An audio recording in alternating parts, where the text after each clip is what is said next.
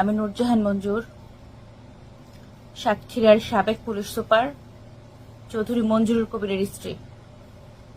আপনারা কম বেশি সবাই আমাকে চেনেন। আপনারা জানেন আমার ছোট কন্যার বিনা চিকিৎসায় মৃত্যু, স্বামীর পরকীয়া, তার ও তার পরিবারের সদস্যদের করা অমানবিক অত্যাচারে আমি দেশ ছাড়তে বাধ্য হই।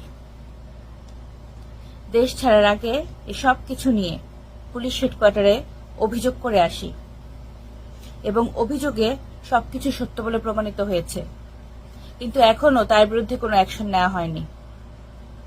চৌধুরী মঞ্জুরুল কবির একজন নারী লোভী পুরুষ। গায়ের কাপড়ের মতো সে তার স্ত্রী বদলিয়েছে।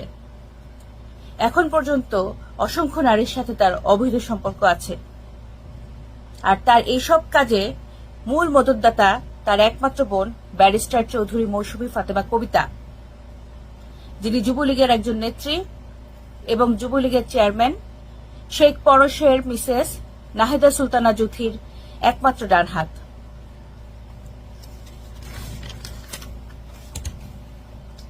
আমি ব্যারিস্টার মৌসুমী কবিতা এবং এই সাতক্ষীরার মেয়ে সাহারা নাসরিন, যে কিনা চৌধুরী মঞ্জুরুল কবিরের একান্ত রক্ষিতা, এদের বিরুদ্ধে আইনগত ব্যবস্থা নিতে চাই। এদের আসল চেহারা ফেসবুকে প্রকাশ করে দেওয়া হয়েছে বলে বিভিন্ন ফেক আইডি থেকে আমাকে হুমকি দেওয়া হচ্ছে, আমার পরিচিত এবং আত্মীয় স্বজনদেরকে হুমকি দেওয়া হচ্ছে, আজে বাজে মেসেজ দেওয়া হচ্ছে। যেহেতু এই রক্ষিতা সাহারা নাসরিন সাতক্ষীরার মেয়ে, তাই এই সাতক্ষীরাবাসীর মাধ্যমেই আমি এর সুষ্ঠু সমাধান দাবি করছি। আমি আশা করছি আমি এবং আমার বড় কন্যা সিলিয়া আপনাদের কাছে সঠিক বিচার, সঠিক